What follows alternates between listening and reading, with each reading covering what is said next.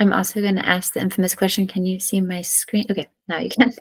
Welcome to the Gno.land Developer Weekly call, the No Core edition for the 3rd of April, 2024. So this week, as I mentioned, it's the No Core team. I don't know, there's been a big work on test 4 milestones.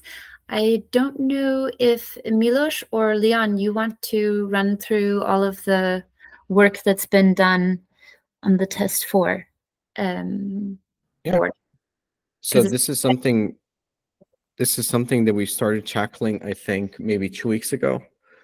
Just completely reworking the test 4 effort and making sure that we have a milestone and spoiler alert, a project board where we can actually track progress and assign stuff to people and make sure that we're hitting the target for test 4, which is end of June. So the basic goal is we want to launch a testnet by end of June. That's a multi-node testnet. The validators itself, the validator pool is going to be chosen from our core contributors. So it's going to be people who actively contribute to the project, but also us from the engineering team and other parts of the company. There are like high-level tasks and high-level efforts that are outlined in the milestone. I can give the word to Nemanja to further explain kind of how we're going to check through these and how the team is going to work on them. Right now, we're still in the process of gathering everything and making sure the scope is aligned and it's final. Right now, I think we started with 60 issues, 0 closed, and then we're at 71 issues, 11 closed. So we're making progress, but we're also figuring out or fine-graining some of the scopes and some of the tasks. So yeah, pretty much this is going to be the focus for the Gno team, along with some other parallel efforts, which we're going to talk about, I think, in a few weeks. This is going to be the focus for us until the end of June. And yeah, part of this milestone is also work done by core contributors, VM fixes by the core team, and VM issues outlined by core contributors. So thank you everyone who contributed to this.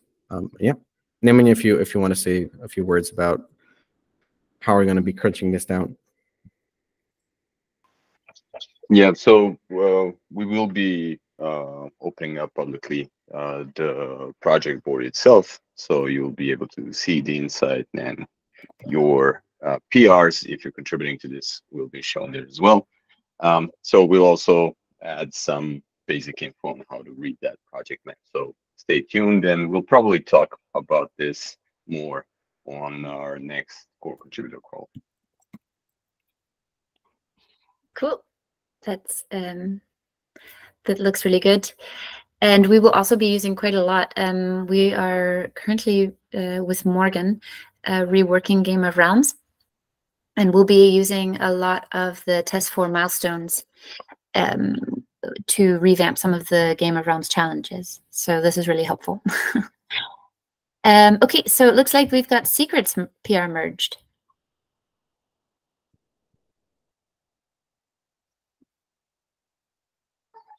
Is there anything, Milos, you want to or people need to know now that it's merged? So this effort is part of a much bigger effort where we're overhauling the chain initialization flow. So the way you actually instantiate your blockchain clients or your node. It's part of like these test 4 efforts where we essentially want to have 2 command deployments, so you can basically just initialize everything and just start your node and go, without having to worry about, all of these like different configuration parameters if you don't need to have that kind of overhead, right?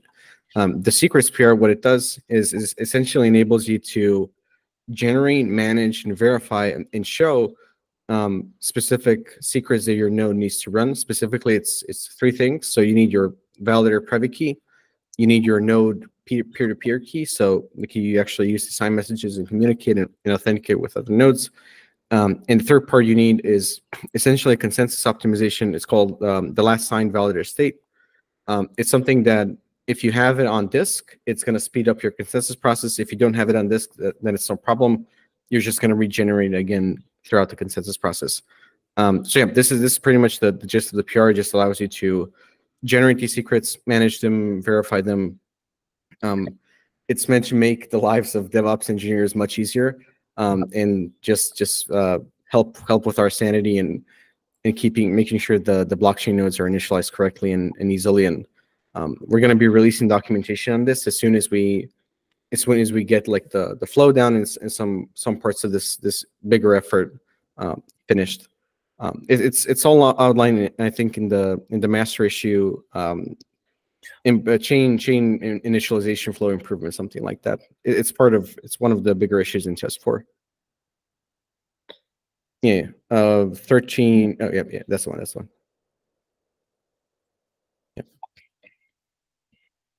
So yeah, stay tuned for this. Currently, it doesn't break anything.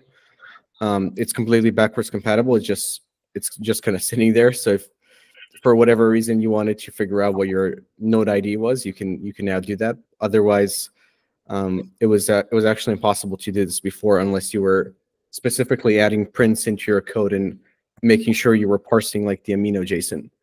Now you don't actually have to do that. You have the command. So yeah, just stay tuned. We're just gonna be improving the UX of the Gno.land binary even more in the coming weeks, and releasing documentation on how you can run your own testnets or connect to like existing testnets and stuff like that. Was there a hand raised or? No, somebody joined. Okay, that's new. I didn't realize. Okay, there was a noise when people joined. Okay, thanks, Milos. So then moving on, I think this is Leon, right? That's going to tell us about the no client reference and how-to guide. Yeah.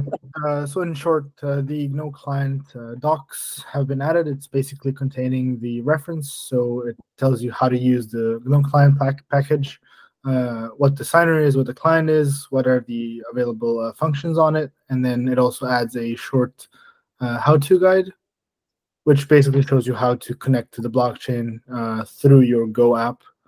For example, from well, essentially, you can actually call messages such as message call, message send, message run, etc. through the Gno client package. Yeah, that's about it. Nothing special. Thanks. It looks good though. Okay, then we also want to give a shout out. We talked about it briefly, but the Go to Know Soul event and OnBlock's recap of the event can be found here. So if you guys can check it out, share, that would be great. And I think, do we have Pew on the call? Is it possible maybe to give a quick overview of last week's gas benchmarking workshop? Just a few minutes. Oh, okay. So so we did a benchmarking on the existing node.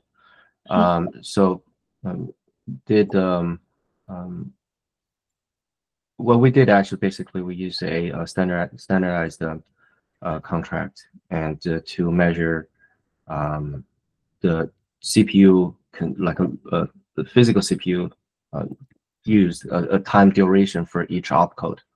So that will give us an idea how we can set up, like configure the gas parameter based on the CPU usage, the time used for each opcode, okay, and also time used for each store access to save and load data to the RAM. So that's where the purpose. So basically, the end goal is that we can come up with the gas parameter, the tie type to execution of those VM operations. That's one. The second is we did a kind of a load testing. So basically loaded millions of messages to a forum contract to make sure we have initial enough data to benchmark this measurement. to simulate that, when we have initially already have tons of data in there, and how much time it takes for access the storage. With those two, so overall, the conclusion overall is the node is pretty stable as running as a single node. There are some of course there are some issues that we found rather related. The gas, once we have the new gas meter implemented, we need to set the minimum gas gas price for each node. So that's where we identified during this performance benchmarking. Otherwise, there could be a like a attacking point. For example, somebody can create a huge a transaction with a huge gas wallet, and that's one single transaction take entire block. So but setting a minimum gas price will be able to prevent that. So that's pretty much the summary of this benchmarking task. Thanks. I don't know if there are any questions on that, because the reason we talked about it on the Birdie call recently too. So I just wanted to see if they had any questions, or if anyone else had questions on this.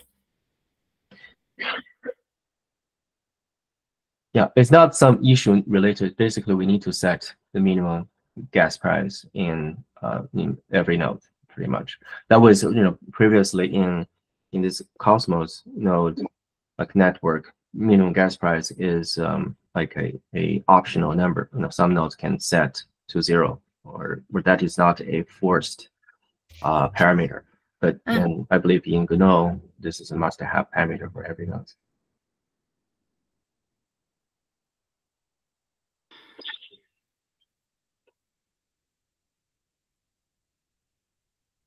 Well, I'll ask more questions later. No, feel free, Jeff. Just a silly question. When you say for each node, do all the nodes use the same min gas price, or is it a per node thing? I think that's pretty much. This is not a per node thing, and it will be a like every node have a same consensus-based minimum gas. Right. It makes more sense. Yep.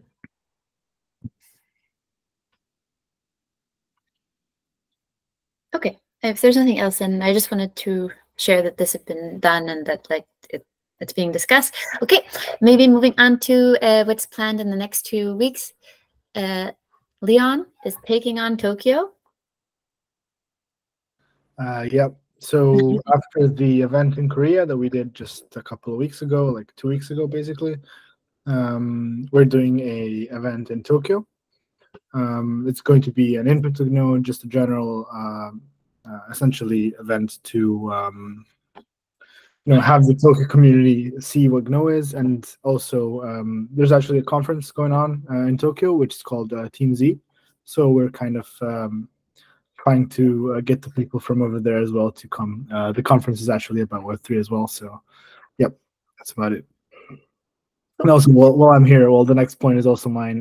There's going to be some improvements to the Gno client.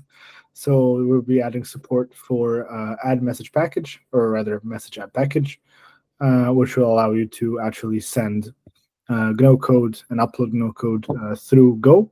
Through a Go app, and also add support for fetching blocks and transactions as well. Cool. And I just wanted to plug, we have or are sharing the link for the Tokyo meetup on our socials. So if you have people you think that would be interested or have contacts in Tokyo, please share it with them and invite them. Is there a question? Sorry. Yeah, Jeff. For Gno client, now that it supports all the message types, are there plans to rewrite the Gnoki command line app to use Gno client? I ask because that's, my entry point was using Gno.key. And if I wanted to know how things work, I started digging into the code for this little command line app that I was using. So it would be nice to stumble across Gno client right away. I think that what will happen is that they will both depend on a minimal crypto library. Gno client should be focused on making a nice Golang API, and Gno client on making it easy to generate a wallet client each time you want to start your own Tendermint2 based blockchain. So what can be done is not for Gno.key to depend directly on Gno client, or maybe it will happen, but that's not the main goal. The main goal is definitely to have a minimal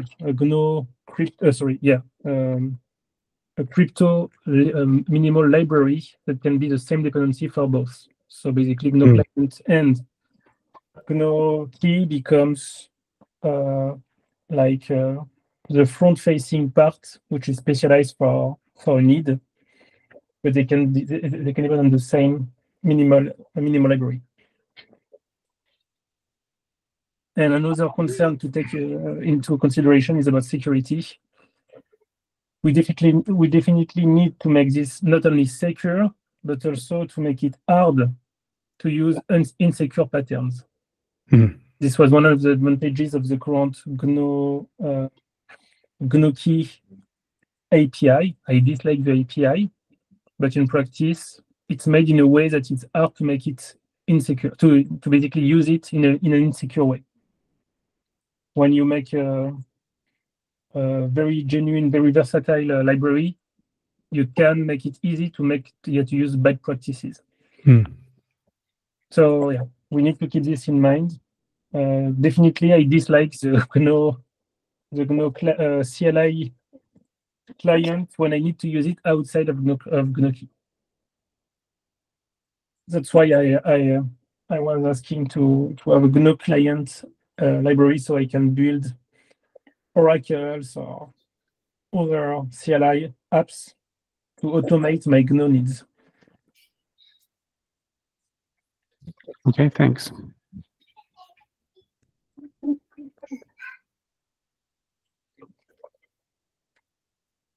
Okay. I think maybe this is Willem, yes? The message to support JSON? That it's... Yep.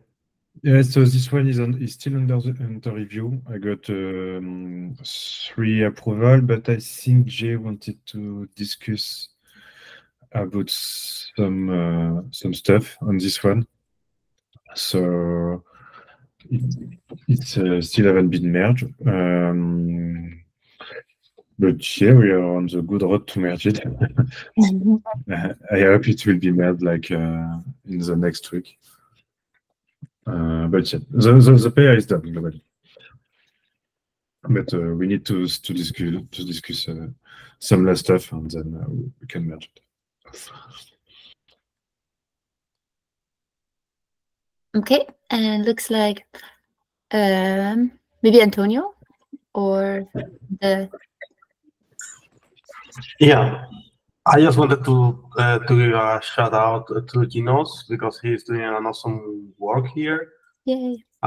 He implemented like a lot of new functionality using the GraphQL API for the indexer. So you will be able to filter by a lot of new stuff instead of just having the block and the transactions themselves. You will have all the messages inside the transactions. And yeah, you will be able to see when someone is adding a new package or when someone is calling a function and filtering by the parameters and things like that. So it's super awesome. So thank you very much. I just want to say I didn't think this was humanly possible to add to the indexer, but Gnu from the OnBlock team proved everybody wrong. Amazing feature. Yay, thank you.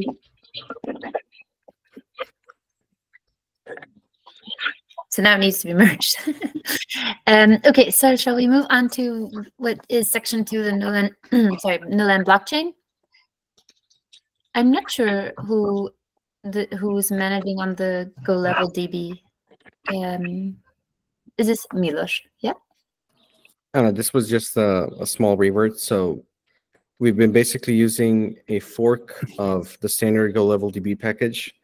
The reason we've been using it is because the Gno command, for mysterious reasons, imported Go level DB directly, and this was causing a problem because you couldn't compile this to WASM, and this was something that was needed by the IDE team, by the DevX team, since they used the Gno command in their playground, right? And it turns out a PR by Morgan actually solved this, so we reverted back to the original package. We saw some funky business happening with the versioning on our fork, and this kind of sparked the discussion for going back to the original package. Theoretically, like there's no difference between them. But yeah, that's basically the update. We just swapped the package. Nothing too spectacular. Okay, and then looks like, yay, there's a congratulations, the JSON parser has been merged. So does someone want to quickly give it like what this means now? We're having so many congratulatory updates for the OnBlock team, and I feel very bad that they're not on the call to receive congratulations in person. Okay. Yeah, this PR is something that's been in the works for a very long time. It's been discussed even before December, so he started working on it in December, and we finally merged it last week. Basically, what this is it's a demo JSON package that allows you to encode and decode marshal and unmarshal from JSON within your Gno code. So now you don't have to manually, try to figure out how to marshal something into JSON. You can just import this package and use it, and it's going to work. So yeah, huge milestone.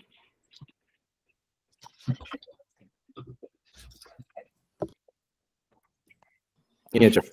I guess I could do some testing, but in our code for our social app, where we're returning JSON, most of the structures are simple. So we've just been doing string append and building the JSON. We are also concerned about gas. I guess I would need to do some testing to, if I set up the infrastructure to format JSON using this package, does it use the same amount of gas, twice as much gas for the same results? This is always a concern. I guess I'll look into that now that this is merged.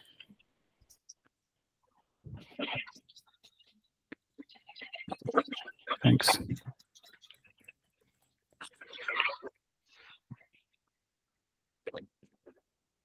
Okay. Also, I guess more congratulatories, yes? more OnBlock updates. The team updates are OnBlock updates. Yeah. This is the OnBlock core team call. So in 256 and UN 256 are also demo packages that we've added. They were added by the OnBlock team. So yeah, if you for whatever reason need to use UN 256, since we don't have big in support yet, you can just import this and use it. Yeah, let us know if you find any weird bugs or weird gas issues or anything like that. Sounds good. And it looks like the last update is that you'll be getting some validator docs coming soon. Oh yeah. This is part of the task for the chain improvement flow, and it's for test 4. So yeah, we should be having multi-node setup docs, not specifically for test 4. This is going to be for any kind of multi-node environment that you're going to be starting locally or on some machine, right? Just to connect to your own testnet or create your own testnet or connect to like an existing testnet. So yeah, these should be done soon. Cool. we can move on to the governance and DAO section. Maybe Manfred, and then also Phil is here too. So if the updates on the governance side. Yep, the date is short. We are working with Valley. Valley will work with me on organizing the coordination in general about governance DAO needs. So one of the parts is to create the repository similar to what we did on Atom 1. So we have a plan, we have a list of consent, etc. So Valley is helping me, and we should release something I think this week or next week. We will also clarify what needs to be done for test 4, because definitely governance and DAO will have features for the next month, including after test 4 release. But the goal is to clarify what needs to be done for test 4 so that the list of issues is stable enough and not only growing every day. So yeah, nothing new except just to have clarification thanks to Valley's work and my extract for test 4 in the upcoming days. And for Phil, we have a meeting next week. I'm not sure he has new things on his side. You want to say something, Phil? Nope. Looking forward to the meeting, which is actually next Friday. Okay.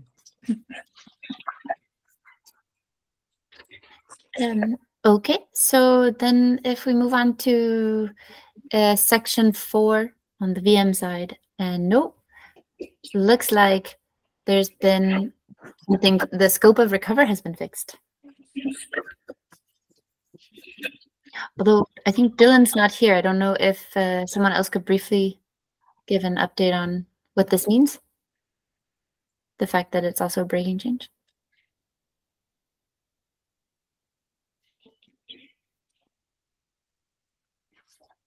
Anyone? No? Just briefly. Oh, go ahead. No, please. Yeah, just briefly, it changes the recover semantics in the VM and inside Gno code. It's solving, I think, some outstanding issues that have been present. Okay, so there's nothing to the end user that's of too much importance. Okay. Yeah, I think the main thing was that it just wasn't following exactly what would happen if Go code was in question. So we were just fixing it to match Go as best as possible.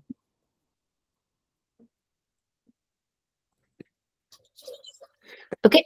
Looks like we have now STD address invalid. Sorry, validation. This is another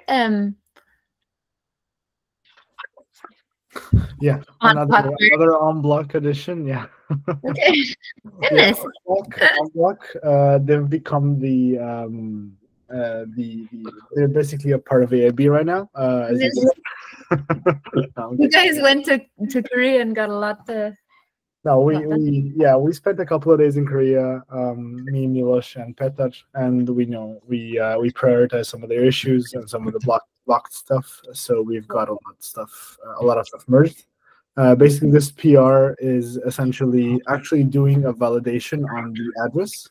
So when you call address.valid or is valid, I'm not sure exactly what the API is. I think it's is valid. Before it was just checking the length of the address. So if it was less than, I think, 40 bytes, then it will fail, or more than 40 bytes. It wasn't exactly 40 bytes, it will fail. But in this case, after this PR, is actually checking the decoding by running the algorithm on it, which was not possible before, but now it is. Yeah, this is actually a full, proper validation of an address. So yeah, thanks, Blake.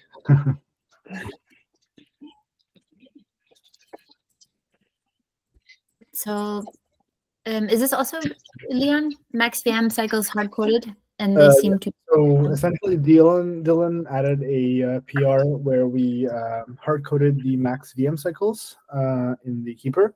So this is basically limiting the amount of cycles that a transaction can execute. The issue with this is that essentially we've found that the Gnoland realm is actually broken because of this, since it does a lot of VM cycles and it exceeds the actual hard-coded limit. So the team has been discussing how to actually fix this. I think the idea right now is to just bump it up to, I think it's 10 million right now. I think we'll bump it to 100 million since we don't have a good gas estimation currently. We'll check how much Gnoland actually is using.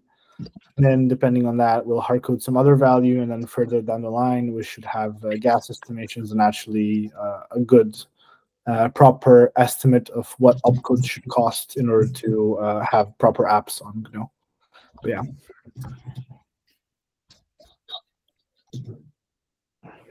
Cool. But so is Gnoland still broken? Unfortunately, yes. Oh, no. I mean, we have to deal with it on many levels, right? Yes. No, we'll deal with it. We'll deal with it. Well, it's supposed to be demoed in 7 days. So we'll fix it before that for sure. Okay. Another big thanks to Dylan, who's also, I think, not here. I think he's on vacation. Right?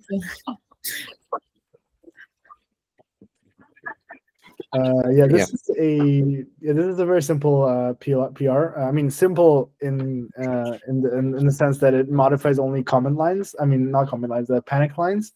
But the thing is, Dylan went through all of the or some of the panics that were happening in the VM, and essentially added some more. What would you say? More understanding of comments on the panic. So now you actually know when some things in the realm finalization panics are happening. So this is a very big, it's a good thing to add, and we'll keep on doing this so that the errors in Gno actually get better.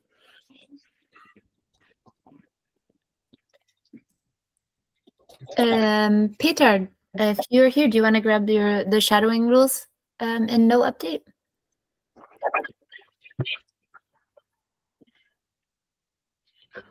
I think he's out squashing bugs. He's not on the call.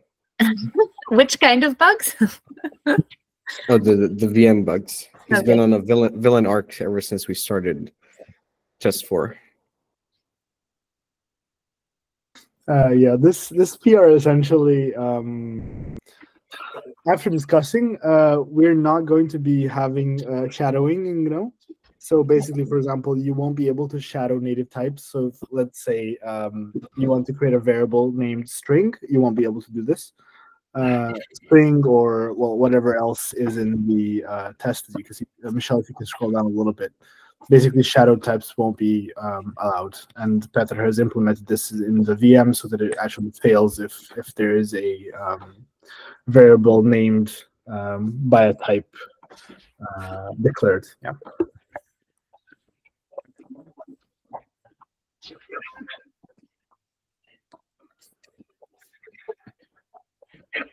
Okay, and another OnBlock addition. Yep, that's great. Good.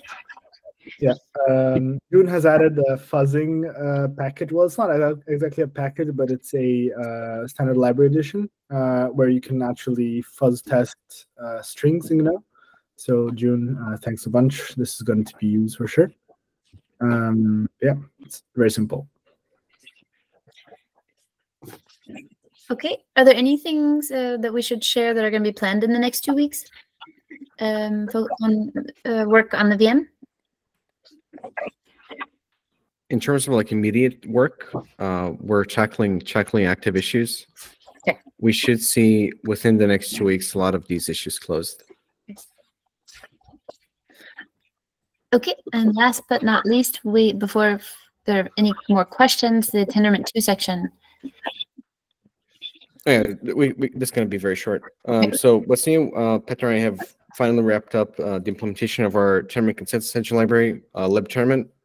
Currently, we're in the process of just tidying up the repo and running it through an internal audit with Christoph. We've had, I think, 2 sync calls already just to go over like how the library works and the white paper and just general protocol information, so he can start looking at the code and validating this. So yeah, we should have this publicized soon. In terms of what is planned for the next 2 weeks, this is an old PR that I started way back in January. It essentially started as me trying to fix, trying to have like a WebSocket client within our JSON RPC package, and I think gonna transform into me refactoring the entire JSON RPC layer, because I've basically hit a code block in this PR where I cannot I cannot add a WebSocket client without changing the way we actually use clients, right? So yeah, this PR, I need to wrap it up within the next 2 weeks. And yeah, we should finally be able to use WebSocket clients using like the RPC client library that we have in Tournament 2. Right now, if you ever instantiate a client using like new client and then you give it, there's a field that's like WebSocket. You give it like a WebSocket endpoint, it's completely useless. It doesn't actually work. This PR is supposed to fix that. So yeah, within the next 2 weeks, for the next contributor call, I'll prepare a merged update for this. Cool. Okay, I guess we well, I think this is the earliest we've ever been through a call with. There is, I mean, Morgan is also not here, so. I was going to say I don't actually have a security section. We have never had a security section in here, so I don't know if that's something we should add, but yeah, I just want to point that out.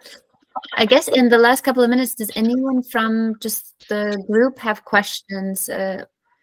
People who are joining for the first time, there's any questions on all of this?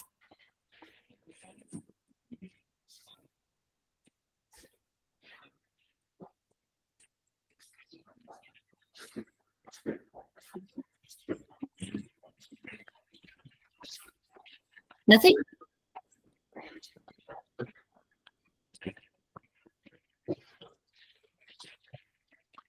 John asking the dagger questions. Oh, yeah. Michelle, I guess I'm curious, do you think that we should have a security section? I have thought about adding one, but it also feels a little awkward for it to be like my my personal diary, because most of the other entries are more like group things, you know? Yeah, I mean, it's however you guys think. I would say it's. I know probably you can't share everything, or I don't know how that's gonna go. But like, it would probably be nice to have just updates as it relates to how you see fit. Yeah, it would be good, I think. Okay. Okay. Yeah, especially as maybe we or you work on more audits and things like that. I think it would be beneficial to share it.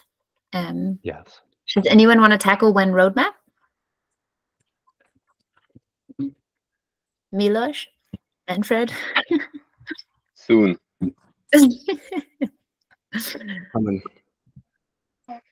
Yeah. On a more serious note, so test 4.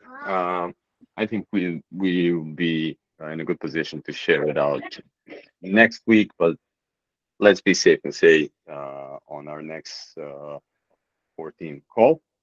Okay. And we're also working in parallel on fleshing out the road to the mainnet, but that's a slightly larger conversation.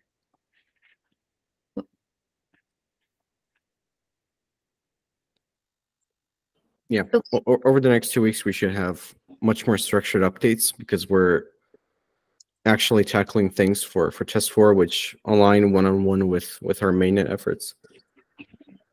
So yeah, future dev calls should be for the core team should be much more interesting, I think.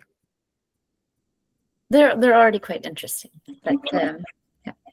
They used to be much more interesting with a joke from Petar at the end, but we've canceled him. So I mean, I want to keep. I should keep it open, but just keeping in mind that I might have to edit the video before posting.